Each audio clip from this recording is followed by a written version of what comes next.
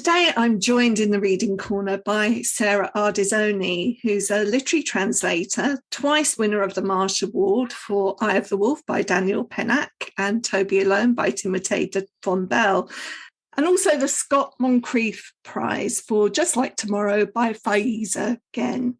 Sarah joins me today to help unravel the alchemy that is literary translation. I'm so delighted that you're here with me today. It's fantastic to be with you, Nikki. Thank you so much for inviting me on. And let's see what we can do about unravelling alchemy, shall we? Yeah, indeed.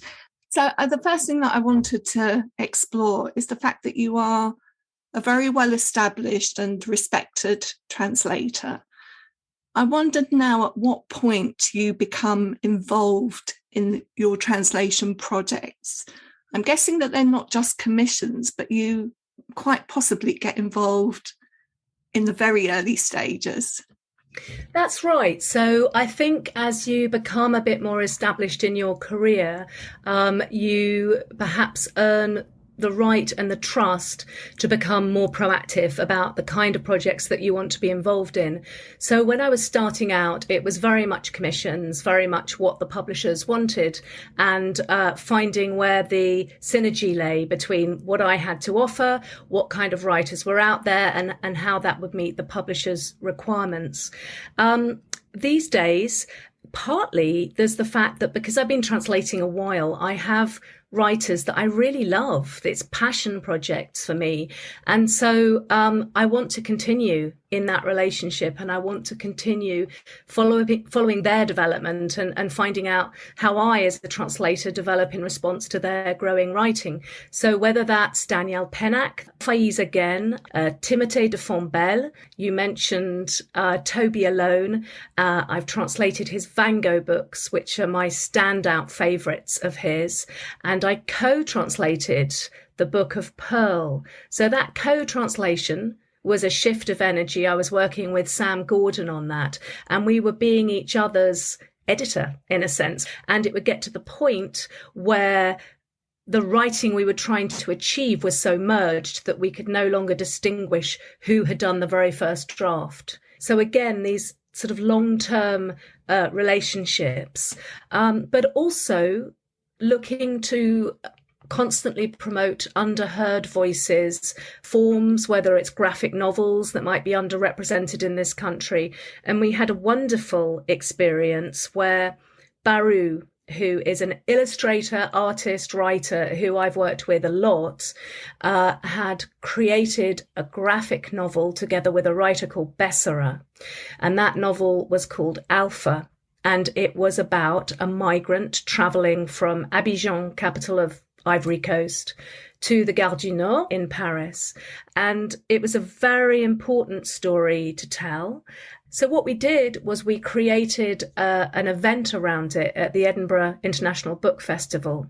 And that event was called the Spectacular Translation Machine. And that model was devised by myself and the great translator, Daniel Hahn, who's now an OBE for his services to translated literature. And we worked together with the London Literature Festival at South Bank Centre and thought, well, what would it be to create an interactive public event that just got people thinking about what it is that we do when we translate? Mm-hmm. What are we weighing up? What makes a voice come alive in a new language? Mm-hmm. How do you tell exactly the same story in completely different words for a brand new context and a brand new readership? Mm-hmm. And in this instance, we were translating a diary which Barroux had found. It was the diary of a First World War soldier, and it had incredibly evocative pictures that Barroux had created. And we displayed it like an art gallery. And in the first instance, we were asking the public to come in for free and engage with the pictures and find the picture that spoke to them. And then they would be given the bit of text that went with it. And then they would set about translating it. But what was remarkable was that this entire book across 2 weekends wasn't just translated, it was translated multiple times. Mostly they were translated into English, but not always. And it was a sort of blessing because the amazing gift of translation is that it takes a lot of the worry off your shoulders. The characters exist and the plot exists. So the hardest stuff has been done for you. And yet this huge creative challenge remains, which is, how do you bring that book alive again? Mm-hmm. How do you make that voice really coherent? How do you win yourself that sort of sought after accolade of, it doesn't sound translated at all. It feels like it's, fresh off the page for the first time. So we found with that spectacular translation machine that it really worked as a model, and it just shone a light on this process and invited people to sit with it a bit and try stuff out. And we did that again in Edinburgh with Alpha. So I'm always interested in not just how do you get these books to a new readership that could not otherwise access it, but also thinking about, once it is out there, what can we still keep doing to engage new audiences and get the word out? I mean, there are so many books that are written and published in English, but not all books can be translated into English. And so I wonder whether we do need considerations as to what are the most important books to translate. Is it because they're going to somehow support the diaspora of people that we might have in the UK and make connections with them? Is it because they're politically and socially interesting? Is it just because they're the best sellers in their own country? Or are they the prize winners? What should we be thinking about when we take a book for translation? So I think it's all of those things sometimes, although with the caveat that because a book wins a prize in one context, that doesn't always translate. And I think that you're going to come across books that have a universal quality. So if we take something like Toby Alone by Timothée de Fombelle, there isn't a lot in there that specifically tells you it's coming out of France. So you have something that is immediately translatable because there aren't any obvious barriers that you're going to have to explain. But I think, in a sense, you have to have your eyes wide open and be judging each book on its own merits and what it has to offer, because otherwise it can become very overwhelming, to expect a book to be absolutely representative of a culture or a specific people within that culture. That's a real burden in its own right. And at the same time, I think that it can be quite liberating to have books that are tackling themes very profoundly, but in a way that might not be entirely comfortable in their own context, but with a little bit of difference and distance, and in a new context, we might actually be able to view and tease out those issues more clearly. So I'm working quite a lot at the moment around the fact that 2022 marks 60 years of Algerian independence from France. And there are very big themes and traumatic moments in colonial history that have been under-recognized and under-interrogated in terms of the French-Algerian story, and which are only really being examined in a more transparent way now. So on the one hand, those themes are very particular to the colonial French-Algerian relationship and the presence of France in North Africa since the 1830s. And on the other hand, there's so much overlap with the scandal that we've seen with the Windrush story, the experiences of diaspora peoples, whether from the Caribbean or from West Africa, from countries previously colonized by the United Kingdom, and what the individual pain and trauma has entailed. And I know this because Faiza and I, Faiza being French-Algerian, have done a lot of workshops in this country. And we've remained friends with someone who was a librarian and is of Caribbean heritage. And he has been one of my early readers of the translation of Discretion. And he really wanted to read it, and he almost couldn't bring himself to, because it touches on so many of the themes and issues and silences and inherited trauma that have afflicted his family. And actually, it was a very positive experience for him, because the universality in those common themes possibly, and I can only conjecture here, possibly enabled him to examine some of those issues in a way that for him felt lighter and at a slight remove. And I think that translation kind of allows us to view things slightly at an angle, and sometimes that can be very freeing. Fascinating. I mean, it's already going to be evident to people listening to this podcast that translation is not just about word by word on the page. And you actually have always been somebody that's done quite a lot of research in order to translate your books. I remember you talking to me about the incredible work that you'd done around dialogue when you were translating the Golem books, for instance. Tell us a little bit about that and why research is so crucial. I think the research for me really kind of comes alive when it's to do with voice and orality and how we speak and how we're going to find some kind of authentic equivalent there. I'm not a history geek. I'm not a research. Don't rely on me for all sorts of factual research, because you'd be shot. But what I will do is go the extra mile in terms of the orality of something. So I come from a theatre background, and I am fascinated in dialogue, and I'm fascinated in how we capture on the page the cadences and the modes of speaking that we have. So I got a grant from the French Book Office to spend time in Marseille, which has an incredibly diverse community, but particularly Mediterranean and North Africa, specifically Moroccan and Algerian, dealing with essentially multicultural slang or colloquial language. And it put me on a real journey. And when I came back to the UK from Marseille, I started collaborating with Live magazine, which was a magazine by and for young peeps. So it was 12 to 21-year-olds in Lambeth, Lewisham and Southwark. And there were all sorts of young people working on that magazine from all sorts of heritages and with all sorts of language sets. And one of the things they did was have a rolling slang dictionary.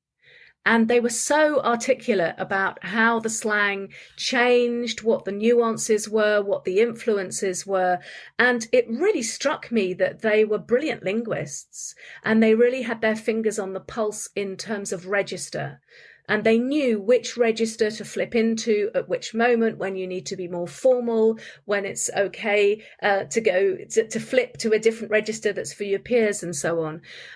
So they were super eloquent about that.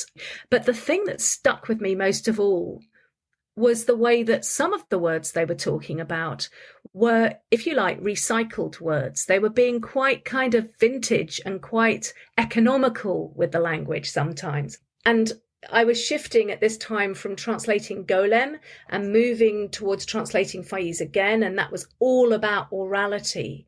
And I was doing that in tandem with these slangsters, as they like to call themselves. And Faiza and I actually got a bilingual, bicultural editor of the magazine called Cleo Soazandri on board to keep advising us. And I think the big thing for me was finding a way to collaborate, because translation is always writing with four hands, right? The writer and the translator. And then in this case, if you're talking about voices that are really rooted in lived experience and really rooted in a place, then those people must be part of the conversation as well. And my job at some level is to scribe and transcribe, but not to impose. It's to sort of give the space for that. It's never, as I say, a photocopy of the exact language. It's inflected. It's inflected with the words and the colour and the texture and the rhythms. You're creating this thing on the page that captures it, but doesn't trap it and doesn't give you just a photocopy of it. I want to talk about something that is taking us in a different tack, away from dialogue for a moment to the translation of a literary text. And Saving Celeste is the most recent one that you have with Walker. I think we ought to perhaps tell listeners a little bit about Saving Celeste, what it's about. So Saving Celeste is a novella, And it's a sort of dystopian world of high consumerism, horrific pollution, a very segregated society in terms of haves and have-nots, and an increasingly inhuman existence. And our lead character, whose name we never discover, is a boy whose mum has a super high-powered job, and she has no time for him. He rarely sees her. And her secretary does the online order for shopping once a week, and this arrives.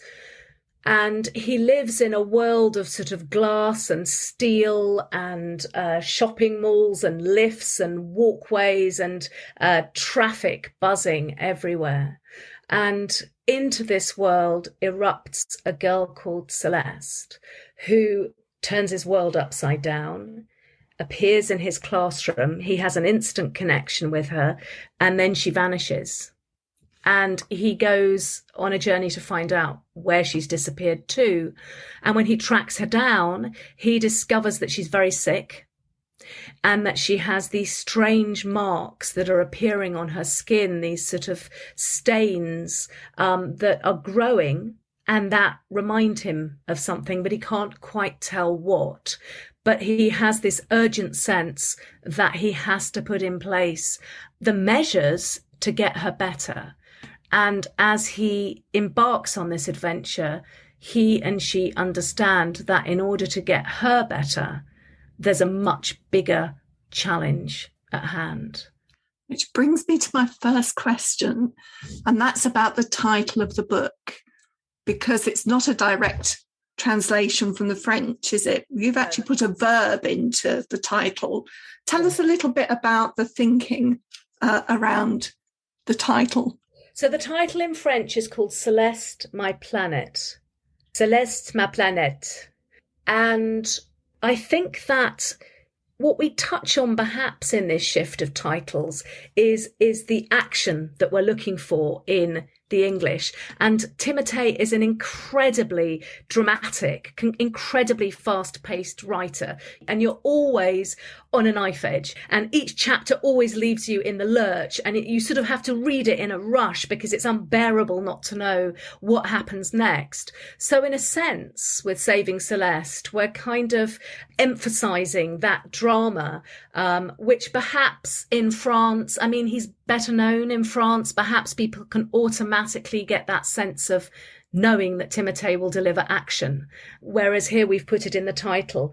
Something that we arrived on early on and we felt very comfortable with. Mm. But interestingly, both the title and the very end of the book are very, very slightly different. So in the French, the hunter, the trapper who's arrived is asked by Celeste how the planet is doing.